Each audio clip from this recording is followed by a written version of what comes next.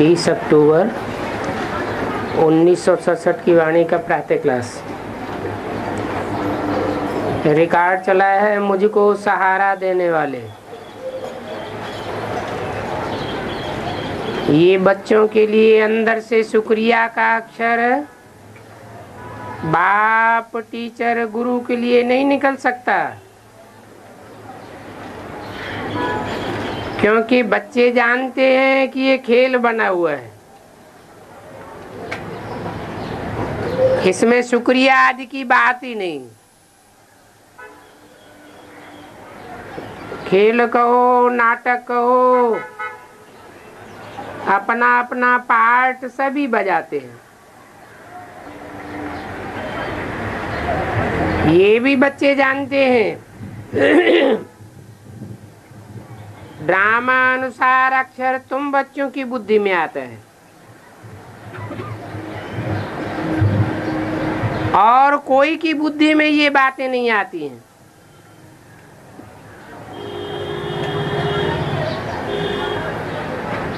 खेल कहने से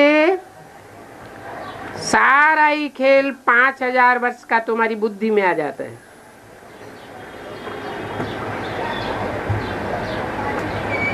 गोया पे ही तुम सुदर्शन चक्रधारी बन जाते हो और तीनों लोग भी तुम्हारी बुद्धि में आ जाता है।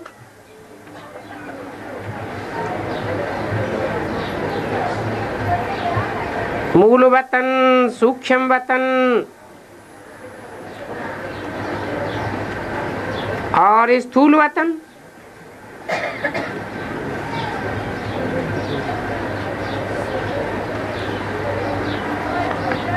ये भी जानते हो अब खेल पूरा होता है। बाप आए करके त्रिकालदर्शी तुम बच्चों को बनाते हैं।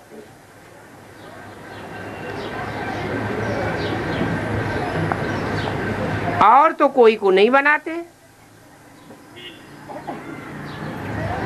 तीनों कालों, तीनों लोकों, आदि मध्य अंत का राज समझाते हैं।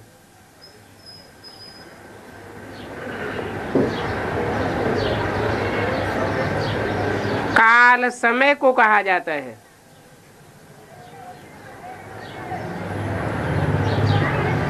ये सब बातें नोट बिगर किए बुद्धि में बैठ नहीं सकती।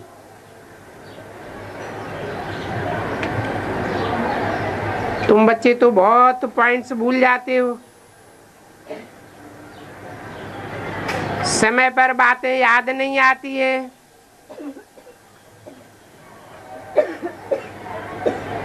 और ड्रामा के ड्यूरेशन को तुम जानते हो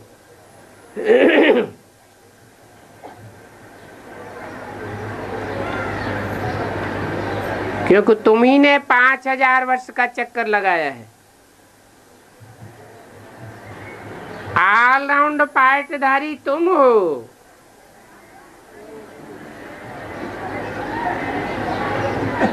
इसलिए तुम ही त्रिनेत्री त्रिकालदर्शी बनते हो।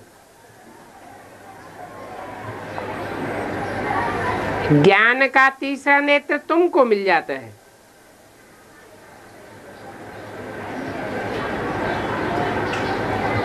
और सबसे बड़ी बात यह है कि जब ज्ञान का तीसरा नेत्र तुमको मिल जाता है तो तुम नास्तिक से आस्तिक बन जाते हो।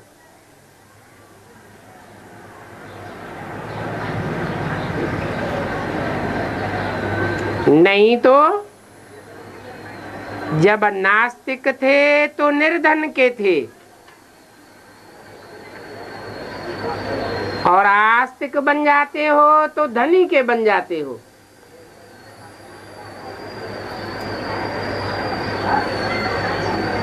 और ये ज्ञान तुम बच्चों को ही मिल रहा है। स्टूडेंट की बुद्धि में सदैव नॉलेज मंथन होती रहती है। तुम भी गॉडली स्टूडेंट हो,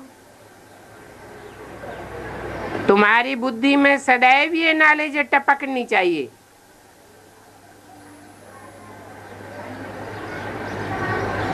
क्योंकि ये भी नॉलेज है ना, और ये नॉलेज भी ऊंचे से ऊंचे बाप तुमको देते हैं।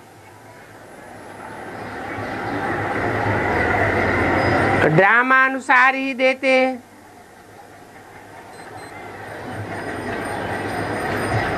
ये ड्रामा अक्षर भी तुम्हारे मुख से निकलता है।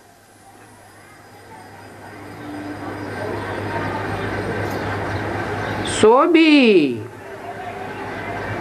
उनके मुख से खास निकलता है जो ईश्वरीय सेवा में तत्पर रहते हैं।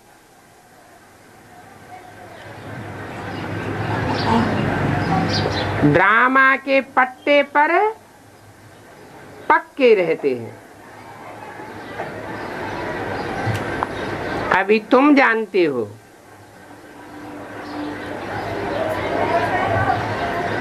पहले हम आर्फन्स के थे, अभी बेहद का बाप धनी मिला है, तो अभी हम धनी के बने हैं। वो दुनिया वाले होते हैं हद के आर्फन्स। पहले तुम बेहद के आर्फन्स थे।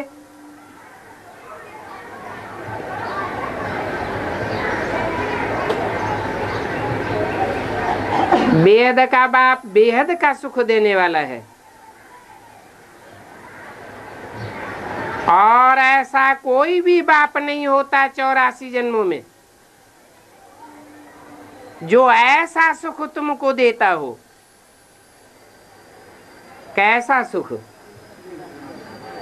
अतीन्द्रिय सुख।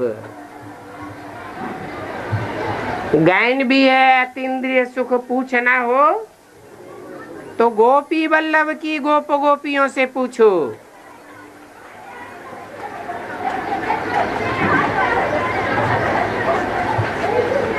और ये अतीन्द्रिय सुख तुमको 84 जन्मों में कभी नहीं मिलता। कब मिलता है? इसी संगम युग की आखिरी घड़ियों में मिलता है।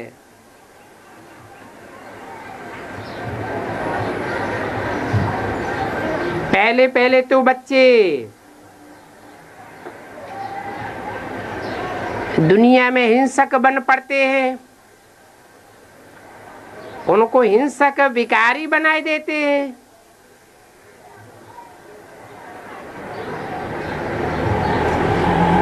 विकारी बनने से फिर आदि मध्य अंत दुख पाते हैं।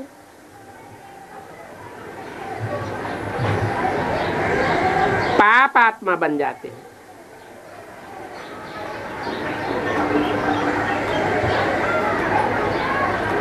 जो पुण्यात्मा बनते हैं वो काम कटारी नहीं चलाते,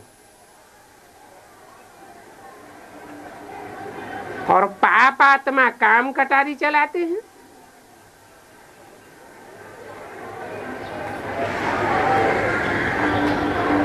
पाप आत्मा कहाँ होते हैं और पुण्य आत्मा कहाँ होते हैं, ये तुम्हारी बुद्धि में। नई दुनिया पुरानी दुनिया ये सब तुम बच्चों की बुद्धि में। परंतु ये बातें औरों को यथार्थ रीति समझावें और इसी ईश्वरीय धंधे में लग जावे। ऐसे तो हर एक की सर्कमस्टांसेस अपनी अपनी होती है।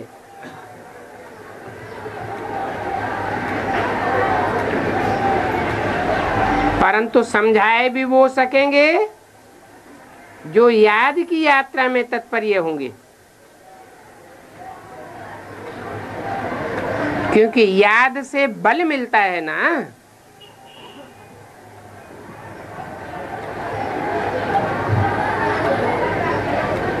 बाप है ही जौहरदार तलवार, तो उसकी याद में रहने से तुम्हारे अंदर बल आ जाता है, जौहर भर जाता है। अभी तुम बच्चों को जौहर भरना है,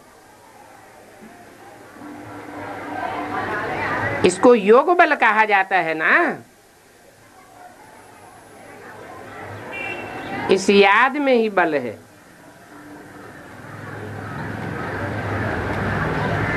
याद के बल से तुम विश्व की बादशाही पाते हो। बाहुबल से कब कोई हिटलर नेपोलियन विश्व का मालिक बन नहीं सका, और तुम योग बल से विश्व के मालिक बन जाते हो।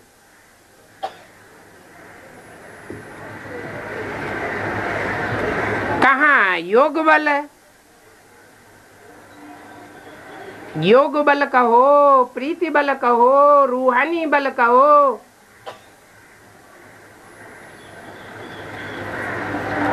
रूहानी प्रीति होती है ना। रूहानी प्यार पत्थर जैसी आत्मा को भी पिघलाए देता है, चेंज कर देता है। तो तुम योग बल से सारे विश्व के ऊपर कंट्रोल करते हो।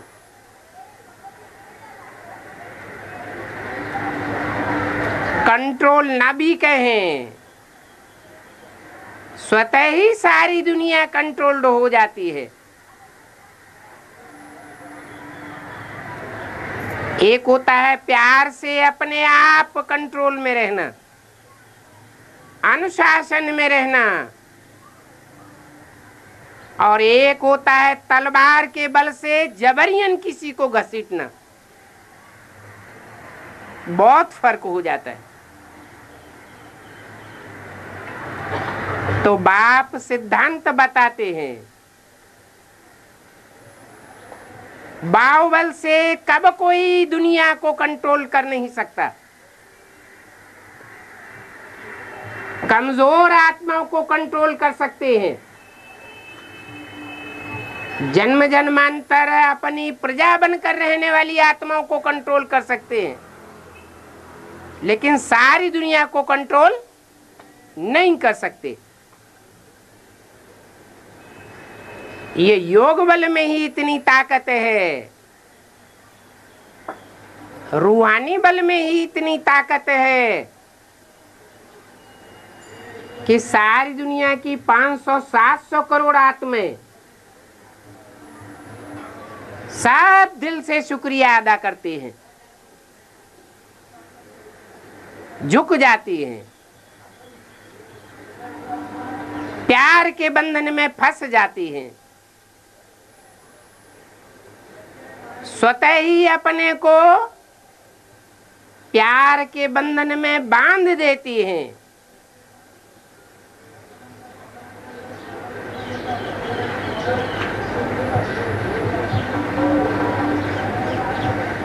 तो योग से बल मिलता है ना। ऐसा बल और कब कोई किसी को दे न सके। कैसा बल? रूहानी प्यार का बल। रूहानी बल रूहानी बाप से ही मिल सकता है।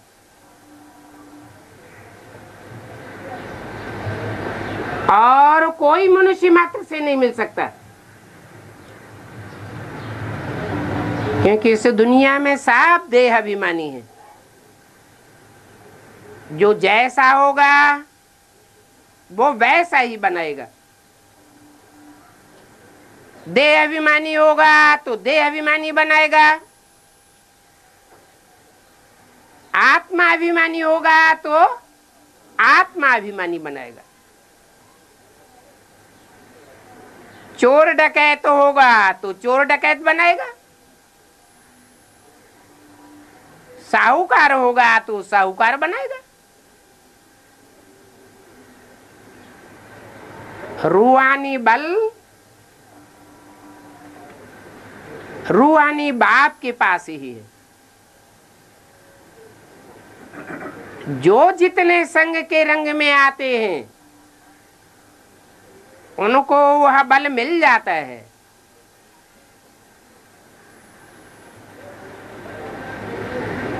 संग अनेक प्रकार का होता है।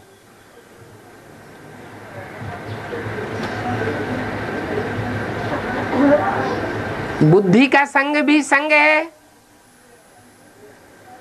परंतु बुद्धि का लगाव तब होता है जब बुद्धि में प्राप्ति का पता लग जाए, अथवा बुद्धि ने अनुभव किया हो कि इससे ये प्राप्ति होती है। कही हुई बात, बोली हुई बात भूल जाती है, अनुभव कभी भूलता नहीं है। तो बाप आकर के अनुभव कराते हैं, प्रैक्टिकली अनुभव कराते हैं।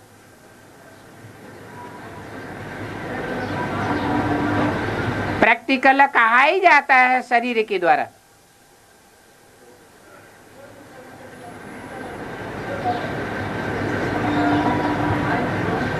बाप का संग और देह अभिमानी मनुष्यों का संग रात दिन का फर्क है।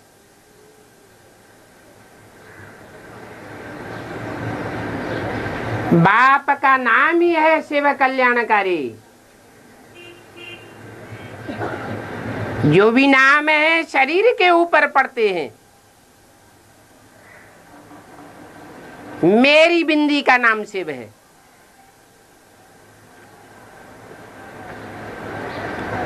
परंतु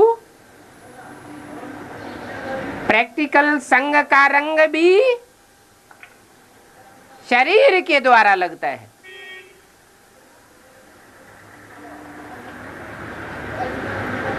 जो विधर्मी धर्म पिताएं इस राज को नहीं समझ पाते, वो दूर ही दूर रहते हैं।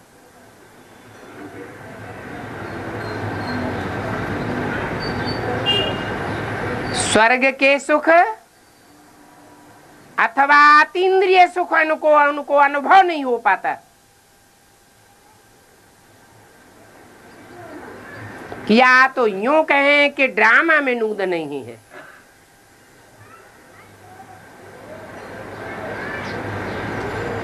अतीन्द्रिय सुख इंद्रियों से परे की स्टेज का सुख है,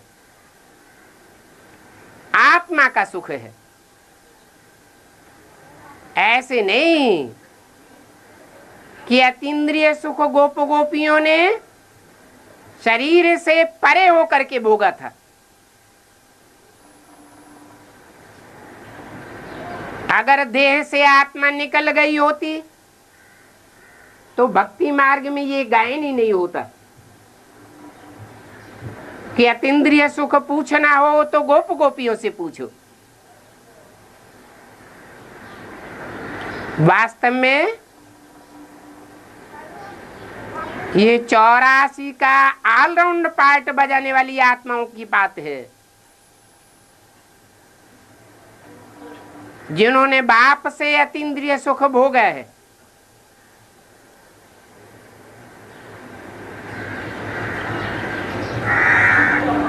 तो पक्का बुद्धि में बैठ जाना चाहिए कि योग से रूहानी बल मिलता है,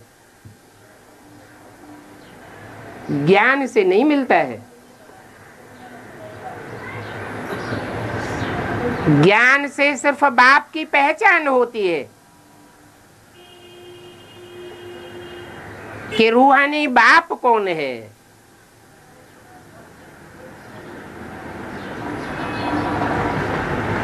जिस्मानी बाप की भी पहचान होती है। 84 जन्मों के 84 जिस्मानी बाप,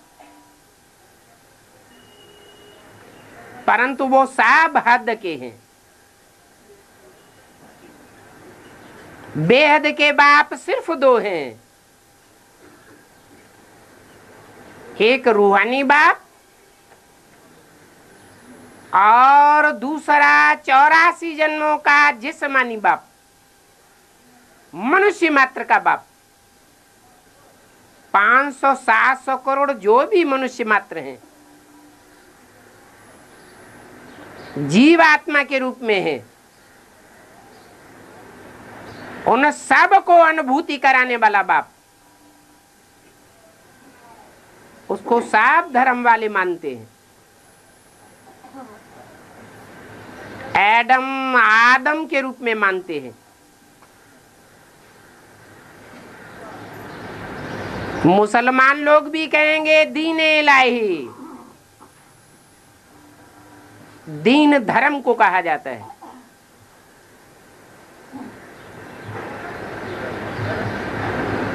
बच्चों को समझाया है नॉलेज सोर्स ऑफ इनकम है।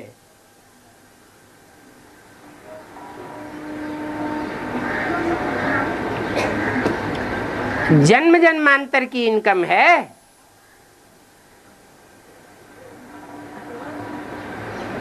21 जन्म के लिए ऐसी इनकम है जहां तुमको कोई प्रयास नहीं करना पड़ता और इनकम होती रहती है।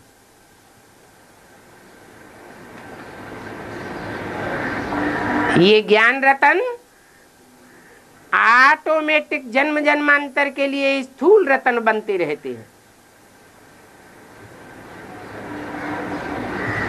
योग को बल कहा जाता है। यहां रूहानी बल जिसने जितना धारण किया होगा, रूह में ताकत भरी होगी, जैसे कि बीज में ताकत भर जाती है।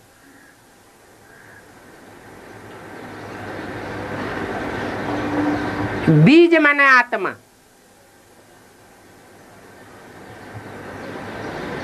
आत्मा की भी 3 स्टेजेस हैं। उनको कहा जाता है कारण शरीर, सूक्ष्म शरीर और स्थूल शरीर।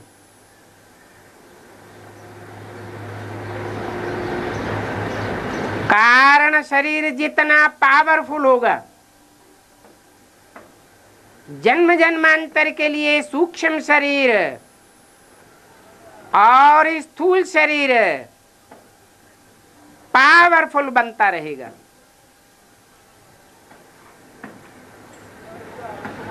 अभी आत्मा में रूहानियत भर ली, रूहानी बाप की याद से, बाप के संग से, तो जन्म जन्मांतर सुखाला बन जाएगा। बाप को कहते ही है सत्य चित्तानंद। सच्चाई की जन्म जन्मांतर की ताकत भर जाती है।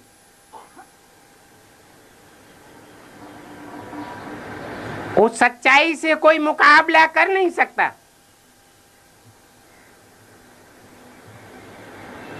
बल थोड़े समय के लिए सच्चाई गुप्त भी हो जाती है, परंतु आखिरी सच्चाई सर के ऊपर चढ़ करके बोलती है। झूठ को हारना पड़ता है।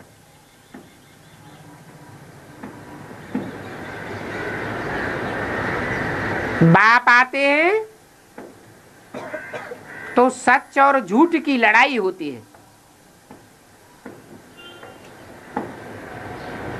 सच्चा है बाप और झूठा है रावण। झूठा अनेक बातें बनाएगा, छल छिद्र में फंसाएगा, और बाप की बातें अंदर बाहर एक होती है।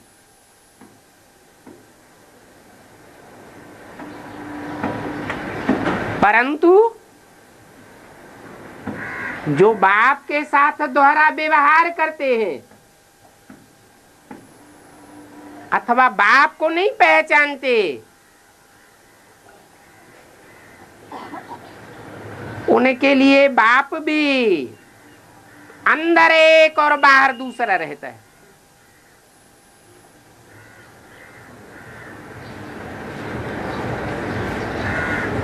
आखिरी तो सारी दुनिया को चेंज होना ही है, रूह बनना ही है। जब सारी दुनिया रूह बन करके रूहों के धाम में वापस जाएगी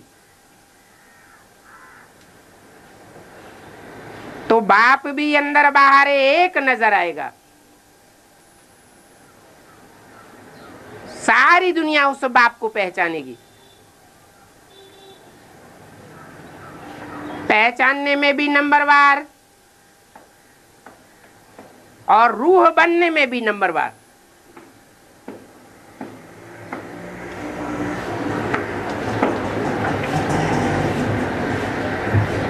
झूठ और सच का संगम है।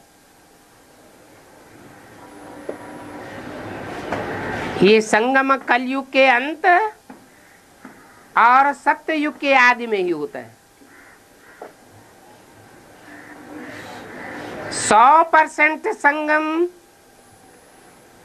5000 वर्ष के ड्रामा में एक ही बार होता है।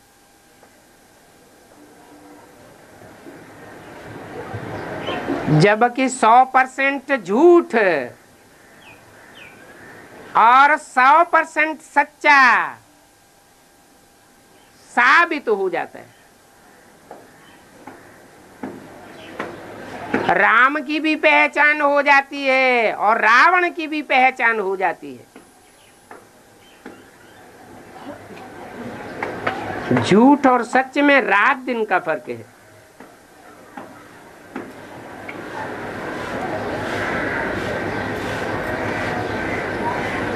अब विचार करो कि योग अच्छा है या ज्ञान अच्छा है।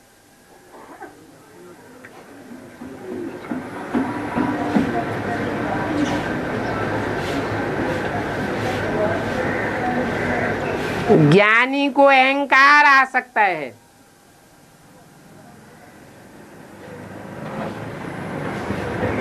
अहंकार सत्यानाश कर देता है।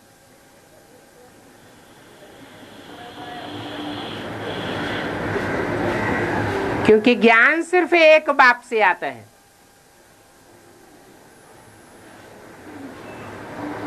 जो ज्ञानी होने का अहंकार धारण कर लेता है वो ये भूल जाता है कि जो भी ज्ञान हमको मिलता है वो उसे एक बाप से मिलता है। वास्तव में ये ज्ञान हमारी चीज नहीं है, हमारी आत्मा की अपनी चीज है, रूहानियत।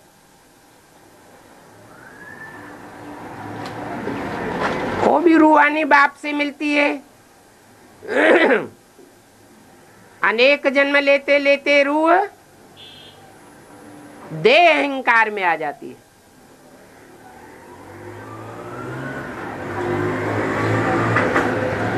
देह अहंकार में आने वाली आत्मा बाप से दूर ही दूर रहती है। इसलिए साधु सन्यासी ईश्वरीय ज्ञान को अंत में उठावेंगे।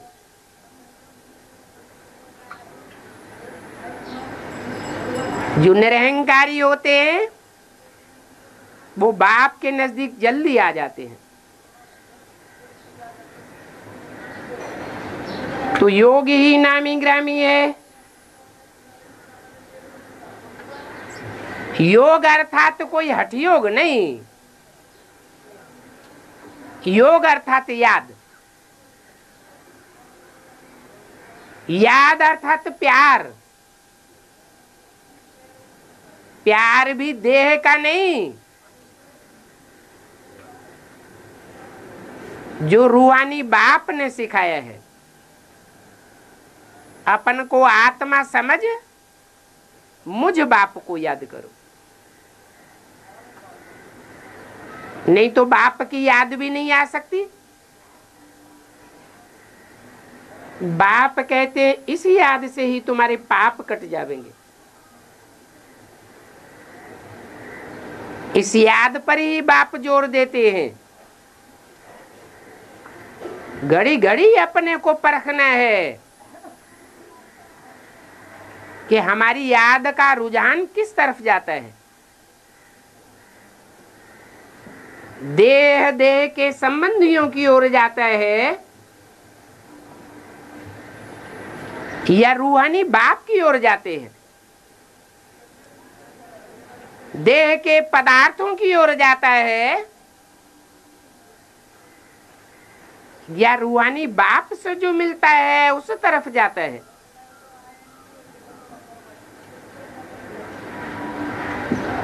रूहानी बाप से रूहानी ज्ञान मिलता है। ज्ञान अर्थात पहचान मिलती है। बुद्धि में पहचान पक्की होने पर बुद्धि बाप की ओर दौड़ती है।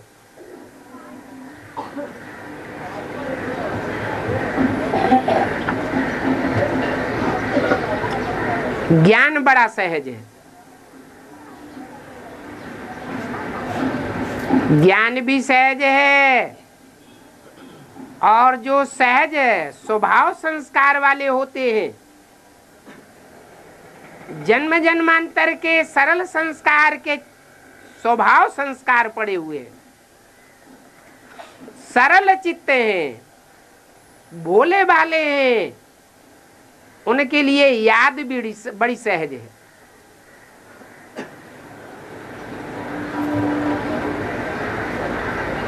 जिनके संस्कार ही जन्म जन्मांतर के ऐसे हैं, छल छिद्र कपट के, उनको बाप की याद में बड़ी अड़चन आती है। याद सहज नहीं हो पाती है, तो याद भी कठिन लगती है। वास्तव में याद कठिन है नहीं। सहज याद को कठिन बनाया जाता है अपनी कमजोरी से। भगवान वाच है, मैं तुमको सहज ज्ञान सुनाता हूं।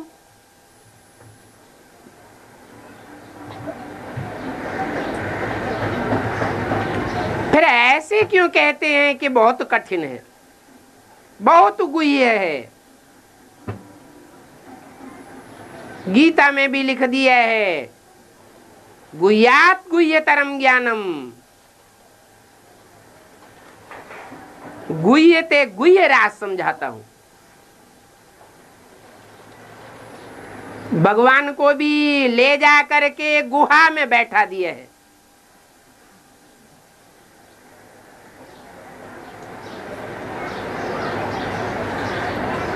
कि ज्ञान देने वाला बाप खुद ही गुफा के अंदर घुसा बैठा है।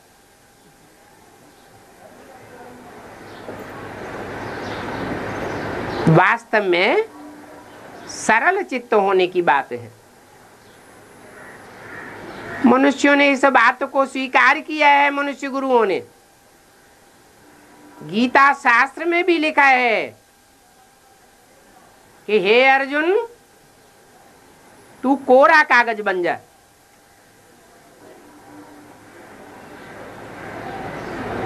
जो भी दुनियावी रीत से तूने समझा है, सुना है, पढ़ा है, वो सब भूल जा।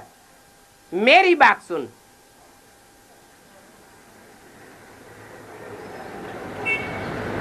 तो जो भी पुरुषार्थी है,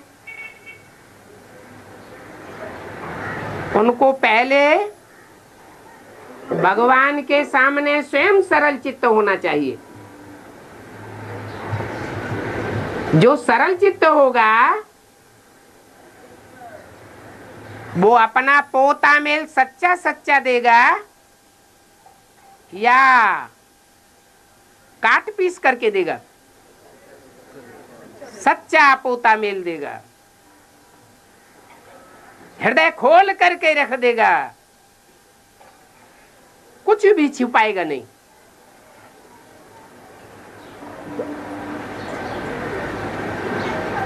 तो शास्त्रों में लिख दिया है, भक्ति मार्ग के शास्त्रों में सारी बातें लिखी हुई हैं। निर्मल मन सोई जन मोई पावा, मोहि छल छिद्र कपट नहीं भावा।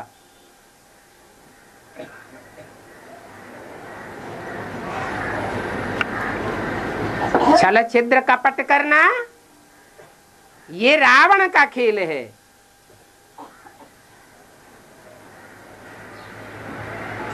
जैसे जोंक है, पानी एक जैसा है, फिर भी टेढ़ी मेढ़ी होकर के चलती है। ऐसे ही ज्ञान सागर बाप भी संसार में जब आता है और जिस मुकर्रर रथ में आता है,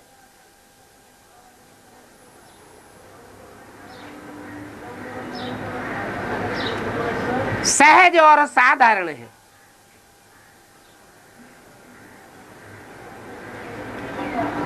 परंतु जोंक की चाल चलने वाली आत्माएं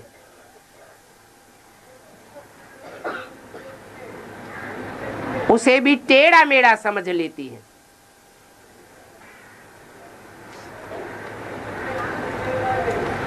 बाप ने तो तरीका बताई दिया।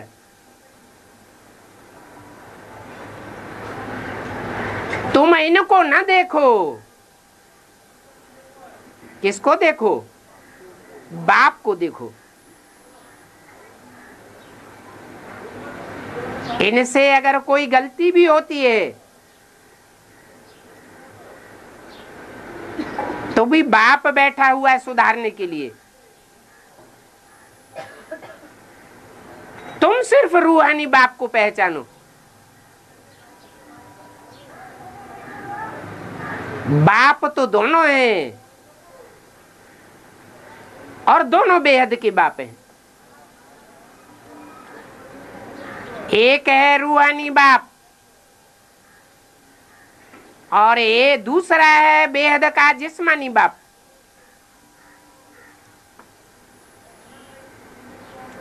एक को शास्त्रों में नाम दिया है प्रजापति, बाबा ने नाम दिया है प्रजापिता।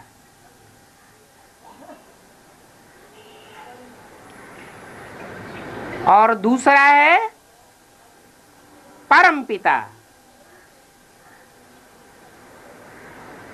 प्रजापिता का भी पिता।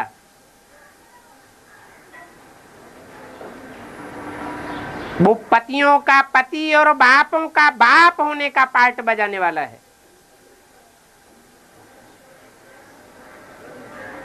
तो ऊंचते ऊंच को पकड़ना चाहिए ना।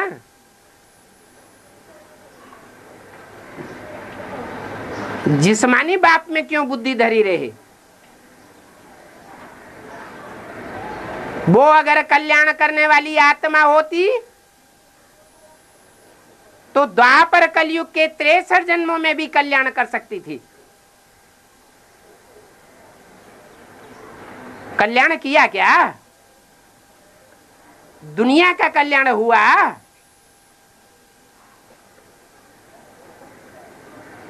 क्या उस आत्मा ने कल्याण नहीं किया? कल्याण तो किया, लेकिन अपने तरीके से किया। बाप की पहचान नहीं थी, अपने प्रकार की मनमत से किया। तो सफल होने का सवाल ही नहीं। षष्ठी रूपी रंगमंच की दो ही श्रेष्ठ आत्माएं हैं, राम और कृष्ण। परंतु वो भी द्वापर युग से द्वैतवाद के चक्कर में आ जाती है। रावण से प्रभावित हो जाती है इसलिए जगत का कल्याण नहीं कर सकते। उन आत्माओं के द्वारा भी कल्याण तब होता है जब मैं उनमें प्रवेश करता हूं। उनमें भी नंबरवार हो जाते हैं।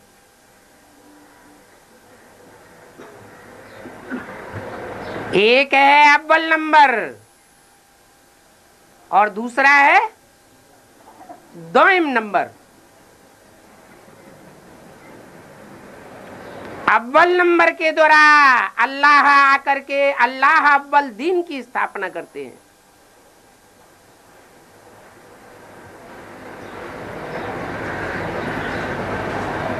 उस अव्वल नंबर धर्म को तुम बच्चे ही जानते हो, और तो कोई जान भी नहीं सकते।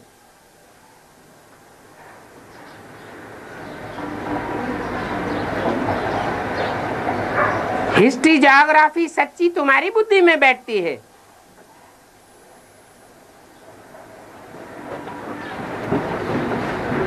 इस हिस्ट्री ज्योग्राफी में सब कुछ आ जाता है।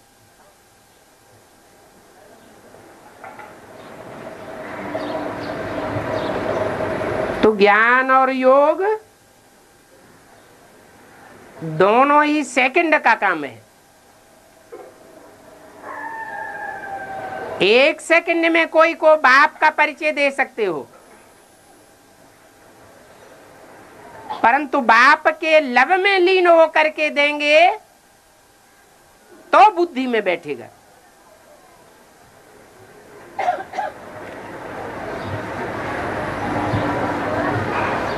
बाप को याद करना है बस।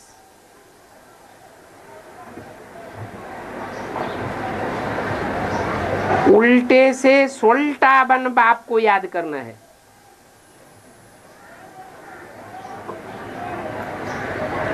उल्टा का उल्टा बन करके बाप को याद करेंगे तो फायदा होने के बदले और ही नुकसान होता रहेगा। उल्टा क्या है, सुलटा क्या है?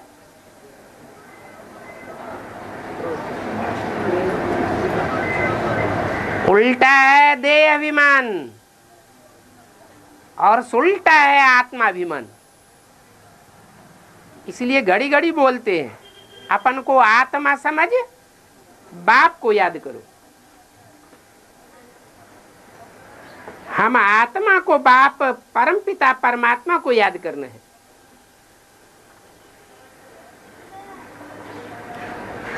परमपिता परमात्मा क्यों कहा जाता है?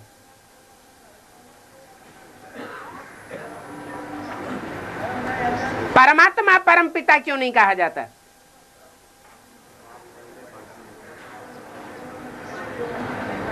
परमपिता का मतलब ये है पिताओं में जो परम पार्टधारी है, जिसका कोई पिता नहीं, निराकारी स्टेज में, वो कभी साकारी बनता ही नहीं।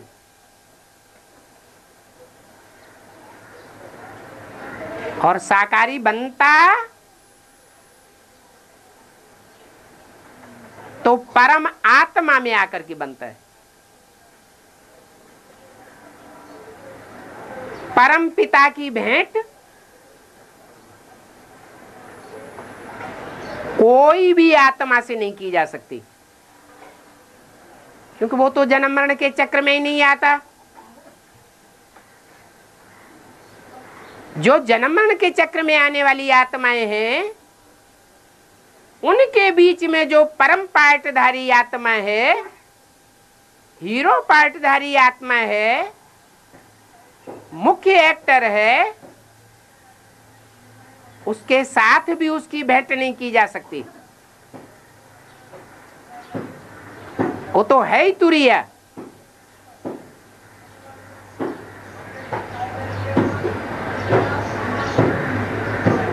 जो जन्म मरण के चक्र में आने वाली आत्माएं हैं, उनमें जो हीरो पाठधारी आत्मा है, जन्म मरण के चक्र में आने वालों के साथ उस हीरो पाठधारी की भेंट की जाती है। इसलिए कहा जाता है परमात्मा। मुरली में भी बोलते हैं बार बार याद दिलाने के लिए, परमात्मा माना परम आत्मा, माने परम पाठ बजाने वाली आत्मा। जन्म जन्मांतर की बात है, सुप्रीम सोल बाप वो तो जन्म मरण के चक्र में आता ही नहीं, और जिसमें प्रवेश करता है वो भी बेहद के जन्म मरण के चक्र में नहीं आता, क्योंकि उसमें मुकर्रर रूप से प्रवेश करता है। इसीलिए निश्चय रूपी जन्म और अनिश्चय रूपी मृत्यु कभी नहीं होती। ये संगम युग की बात है, इसलिए उसे परमात्मा कहा जाता है। निश्चय के आधार पर परम पाठ कहा जाता है। ब्रह्मा को सबसे जास्ती निश्चय अनिश्चय का चक्र चलता है, इसलिए ब्रह्मा की रात और ब्रह्मा का दिन गाया हुआ है। प्रजापिता के लिए नहीं कहा गया कि प्रजापिता ब्रह्मा का दिन और प्रजापिता ब्रह्मा की रात।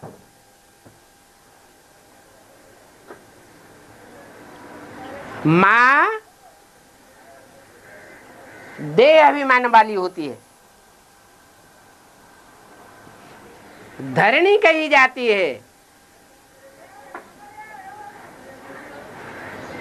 और बाप बीज कहा जाता है।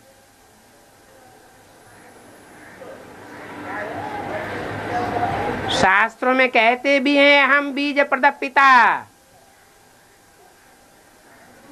मैं ज्ञान का बीज बोने वाला पिता हूं।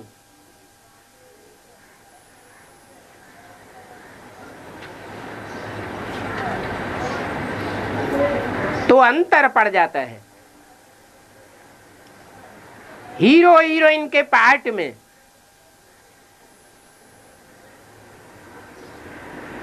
कृष्ण की आत्मा हीरोइन का पार्ट बजाती है,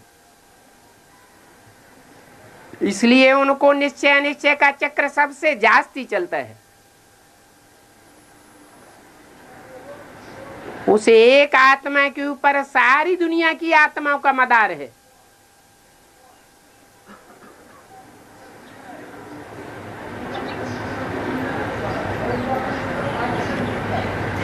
परंतु वो आत्मा भी 84 के चक्र में प्रैक्टिकल पार्ट के रूप में 50 साल कम कर देती है।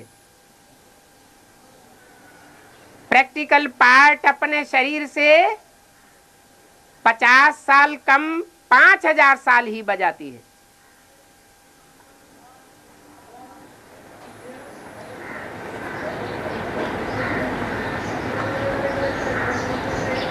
तो आत्मा का नाम नहीं गाया जाता,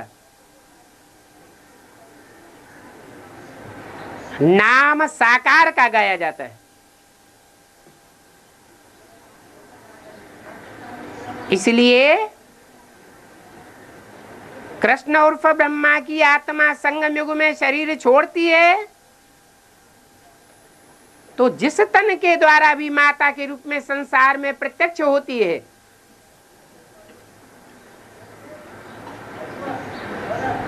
उसके ऊपर सारा मदार आ जाता है। इसलिए बोला एक के पावन बनने से सब पावन बन जाते हैं, और एक के पतित होने से सब पतित बन जाते हैं। वो एक कौन हुआ? आत्मा के रूप में तो 1 2 3 4 नहीं कहा जाएगा। प्रैक्टिकल में साकार शरीरधारी चाहिए।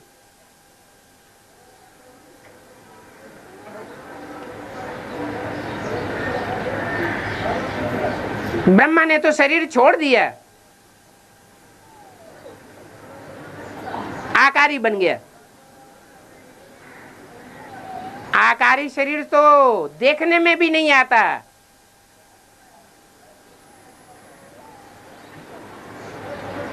सूक्ष्म बतन में पार्ट नहीं बजाया जाता, पार्ट साकार रंगमंच पर बजाया जाता है। इसलिए दुनिया की एक ही धुरी है,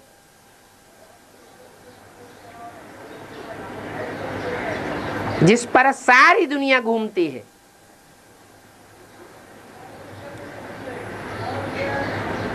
जैसे धुरी के बिना गाड़ी नहीं चलती, बल दोनों पहिए मौजूद हों, ऐसे ही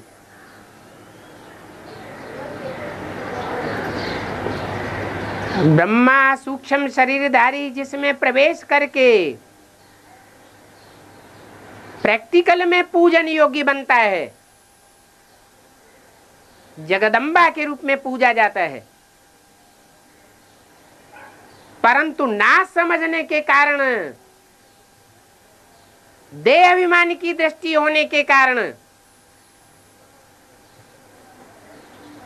लोग जगदम्बा शरीरधारी को समझ लेते हैं।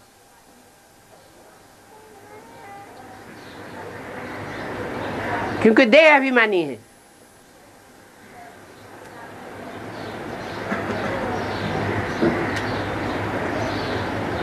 जगदम्बा देहधारी को कहा जाएगा या पाठ बजाने वाली आत्मा को कहा जाएगा? ज्ञानी आत्मा इस बात को समझेंगी। जैसा मुरली में बताया है, वास्तव में यह ब्रह्मा तुम्हारी जगदम्बा है।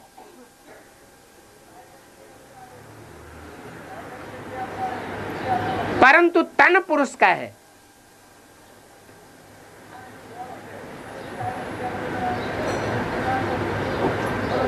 इसलिए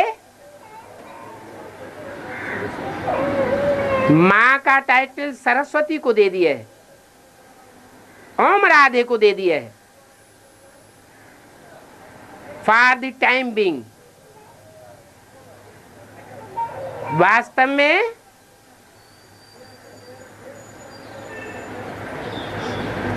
जिसे दुनिया जगदम्बा मानती है,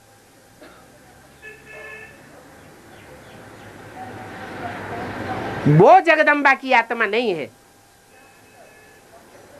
पार्ट आत्मा बजाती है या शरीर बजाता है? शरीर तो एक प्रकार का चोला है। माता का मुख्य पार्ट क्या है?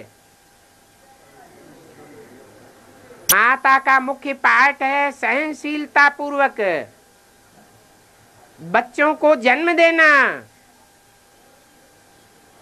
अगर जन्म देते समय उसकी सहन शक्ति खलास हो जाए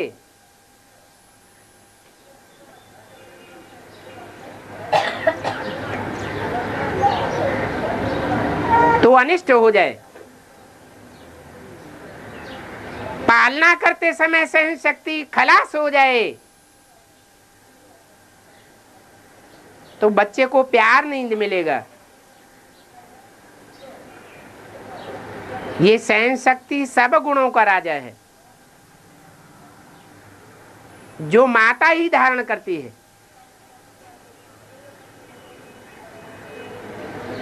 परंतु वो पार्ट जगदम्बा का नाम रूपधारी नहीं बजाता, वो पाठ धारण करने के निमित्त कौन बनता है? दादा लेखराज ब्रह्मा की सोल उर्फ कृष्ण की सोल बनती है।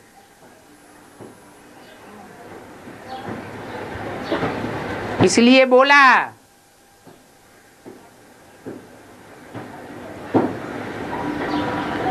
कि देवी के पुजारी हैं रावण संप्रदाय, क्योंकि देवी के देह को देखते हैं।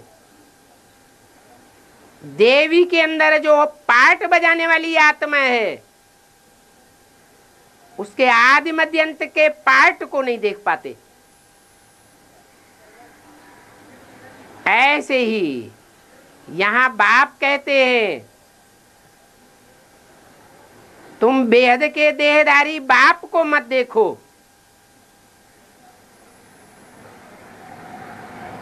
बेहद के देहधारी बाप का जो बाप है, जिसका कोई बाप नहीं, उसको देखो। कंट्रोलर कौन है दोनों में? एक रथी है और दूसरा सारथी है। रथ का कंट्रोल किसके हाथ में? सारथी के हाथ में है। इसलिए बोला सारी डोरी शिव बाबा के हाथ में है, न ब्रह्मा के हाथ में है न प्रजापिता के हाथ में। हाथ कौन सा? बुद्धि रूपी आत्मा रूपी हाथ। जिनको ये पक्का निश्चय बैठ जाता है वो हिल डुल नहीं सकते। रावण के हिलावे में नहीं आ सकते, क्योंकि उनकी बुद्धि में ऊंचे से ऊंचे बाप है। कौन? शिव बाप। कोई कहे ऊंचे और नीचे, ये तो साकार दुनिया की बात है।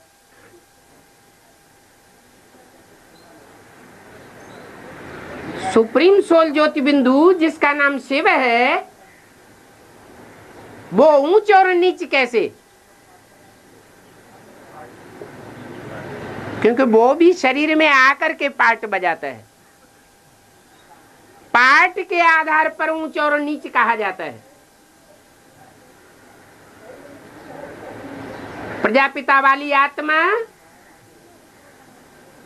या कृष्ण वाली आत्मा द्वैतवादी युग में अर्थात द्वापर और कलयुग में अनेक जन्मों का पार्ट बजाते हुए भी देहधारियों से डिटैच होकर के नहीं रह पाती, अटैचमेंट में आ जाती है, इसलिए कमजोर पड़ जाती है। सिर्फ एक संगम युग ही है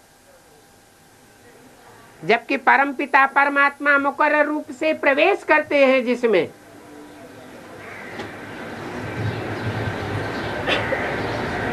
वो देहधारी आत्मा भी बार बार अटैचमेंट में आने के बावजूद भी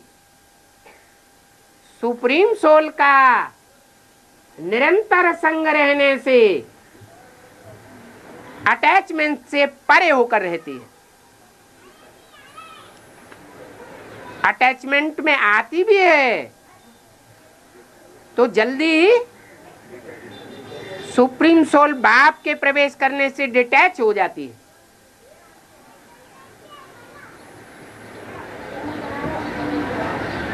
कोई कहे फिर तो बनी बनाई बन रही, अब कछु बननी ना है। तो बाप कहते हैं ये प्रैक्टिस आकर के मैं तुम बच्चों को सिखाता हूं। क्या प्रैक्टिस?